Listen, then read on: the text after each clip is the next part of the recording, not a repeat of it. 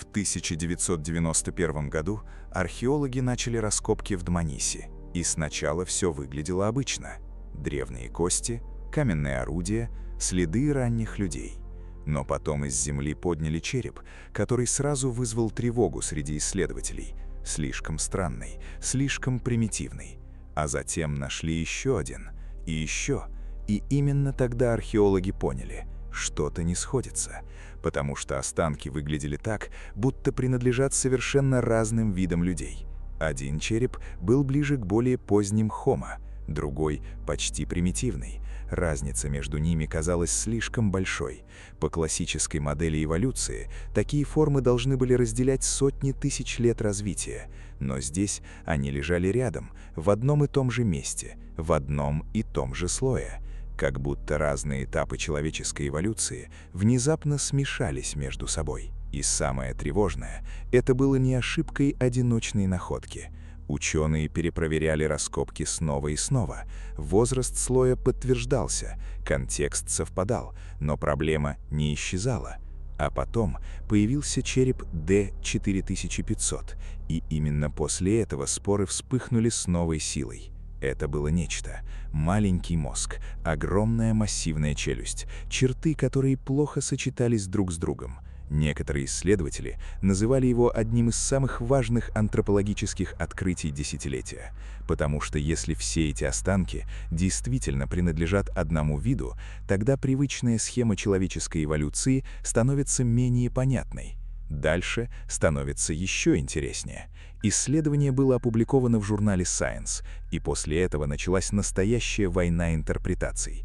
Одни ученые утверждали, что это доказывает огромную вариативность ранних Homo.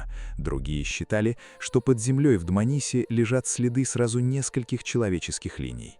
Но есть одна проблема, о которой говорят реже. Если разные формы людей действительно существовали одновременно, тогда история эволюции становится не прямой линией, а хаотичным переплетением видов, которые пересекались и конкурировали друг с другом. И именно здесь все становится еще страннее, потому что за тысячи километров от Дманиси в Лаэтоле нашли не кости, а следы. Следы существа, которое прошло по вулканическому пеплу 3,6 миллиона лет назад.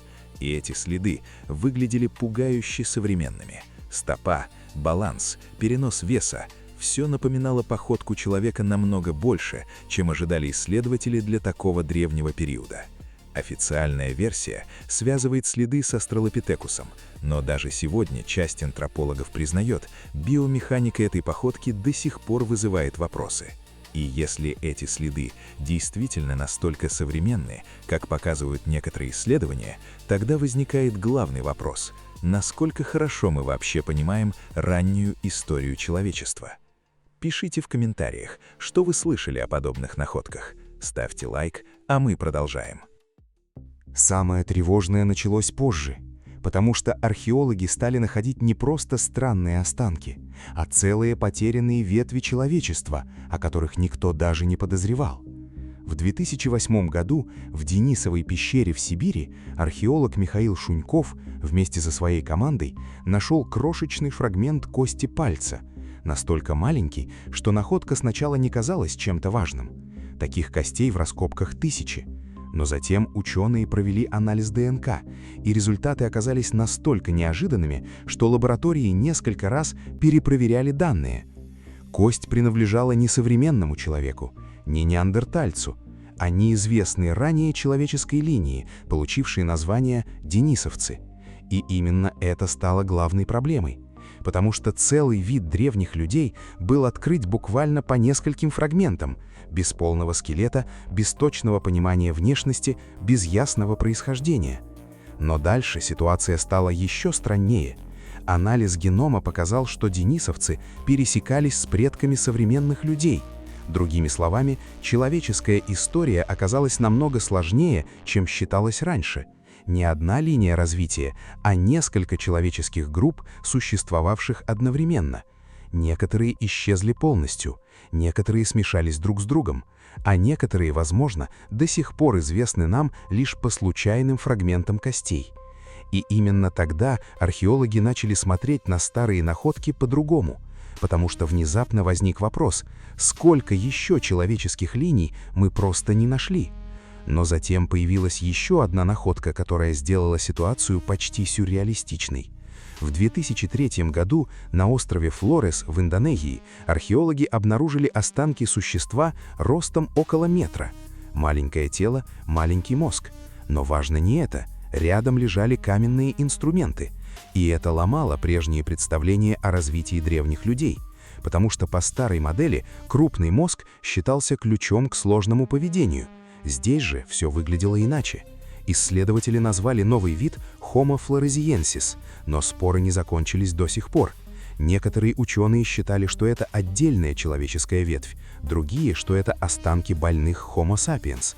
Но есть деталь, которая пугает больше всего – возраст находок. Некоторые оценки показывали, что эти существа могли жить всего десятки тысяч лет назад, практически одновременно с современными людьми. Представь, пока Homo sapiens создавал первые сложные культуры, где-то на изолированном острове могла существовать другая человеческая линия, почти забытый фрагмент прошлого, случайно переживший время. И чем больше подобных находок появляется сегодня, тем сильнее ощущение, что под нашими ногами лежит не просто история человечества, а огромная, еще не собранная мозаика, в которой отсутствуют самые важные части. А вы что думаете? Это совпадение или действительно существовало несколько линий развития человечества? Напишите в комментариях. Самое странное в этой истории то, что многие открытия происходили почти случайно. Не в результате грандиозных экспедиций, не после десятилетий поисков, а буквально из-за одного фрагмента кости, который сначала казался незначительным. И именно это заставляет некоторых исследователей нервничать сильнее всего. Потому что если целые человеческие линии можно обнаружить почти случайно, сколько еще подобных останков уже лежит в музеях, подписанных неправильными именами, или вообще остается под землей, ожидая раскопок. Но есть находка, которая до сих пор вызывает споры даже среди антропологов. В 2013 году в пещере Rising Star в Южной Африке обнаружили останки, позже получившие название Homo naledi. Сначала все выглядело как обычная археологическая сенсация, но затем исследователи поняли, перед ними нечто намного более странное. Существо сочетало примитивные и современные черты одновременно. Плечи и таз напоминали более древние формы людей. Но самое странное, кисти рук выглядели удивительно приспособленными для сложных движений. И именно это стало проблемой, потому что Homo naledi плохо вписывался в привычную эволюционную схему. И дальше ситуация стала еще тревожнее. Останки находились глубоко внутри сложной системы пещер, куда было крайне трудно попасть даже современной команде исследователей. И тогда появилась гипотеза, которая вызвала огромные споры. А что если эти существа намеренно помещали тела своих умерших вглубь пещеры? Если это правда, последствия огромны, потому что подобное поведение считается признаком сложного мышления и символического восприятия смерти. А Homo naledi обладал слишком маленьким мозгом для таких выводов, по крайней мере, согласно старым представлениям науки. И именно здесь картина начинает ломаться окончательно. Чем больше археологи находят древних останков, тем хуже работает старая линейная модель человеческой эволюции. Вместо аккуратной цепочки появляется хаотичная сеть видов, которые существовали одновременно, исчезали, смешивались и оставляли после себя только обрывки следов. И это по-настоящему пугает. Потому что если даже сейчас, в 21 веке, одно новое открытие способно переписать огромный кусок человеческой истории, тогда возникает вопрос, насколько неполной остается вся наша картина прошлого. И, возможно, прямо сейчас под слоями земли скрываются останки, которые снова изменят все. Если тебе интересны такие загадки древнего мира, подпишись и поставь лайк. Впереди самые странные археологические находки, которые до сих пор не могут объяснить до конца. Потому что дальше история становится еще более тревожной, и некоторые открытия уже заставляют ученых сомневаться не в отдельных теориях, а в самой логике того, как развивалось человечество. Но, возможно, самая тревожная часть заключается не в отдельных находках, а в том, как часто они начали появляться. Еще несколько десятилетий назад человеческая эволюция казалась относительно понятной схемой. Один вид постепенно сменяет другой, пока не появляется Homo sapiens. Простая линия, почти учебник. Но сегодня эта картина начинает рассыпаться, потому что каждая новая находка словно вытаскивает из темноты еще один потерянный фрагмент прошлого.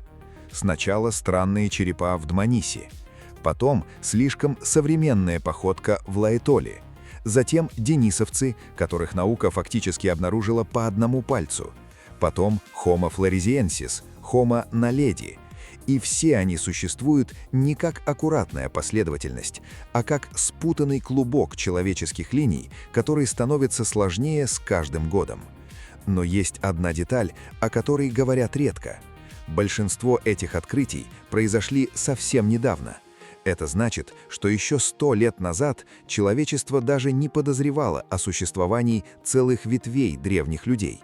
А теперь представь, сколько еще подобных открытий может ждать под землей прямо сейчас. Особенно если учитывать, насколько мало древних останков вообще сохраняется до нашего времени. Археологи признают, мы видим лишь крошечную часть прошлого. Все остальное исчезло без следа. И именно это делает ситуацию настолько странной. Потому что история человечества, которую мы считаем известной, может быть лишь обрывком гораздо более сложной картины. Возможно, многие человеческие линии появились и исчезли, не оставив почти ничего. Возможно, некоторые из них пересекались с нашими предками. А возможно, самые важные открытия еще даже не сделаны. И именно поэтому каждая новая кость, найденная в древнем слое, сегодня способна вызвать настоящую научную войну. Потому что одна маленькая находка может разрушить целую теорию, которая считалась правильной десятилетиями. И чем глубже археологи уходят в прошлое, тем меньше оно похоже на понятную историю. Скорее, на огромную мозаику с отсутствующими фрагментами, где самые важные части все еще скрыты во тьме. И главный вопрос остается открытым. Если всего за последние десятилетия мы обнаружили столько неизвестных человеческих линий, то насколько сильно изменится вся история происхождения человека в ближайшие годы? Потому что, возможно, самые странные останки еще даже не найдены. Если тебе нравятся такие расследования древних загадок, подпишись на канал и поставь лайк. А в следующем видео мы разберем находки, которые, по мнению части исследователей, вообще не должны были пережить свое время.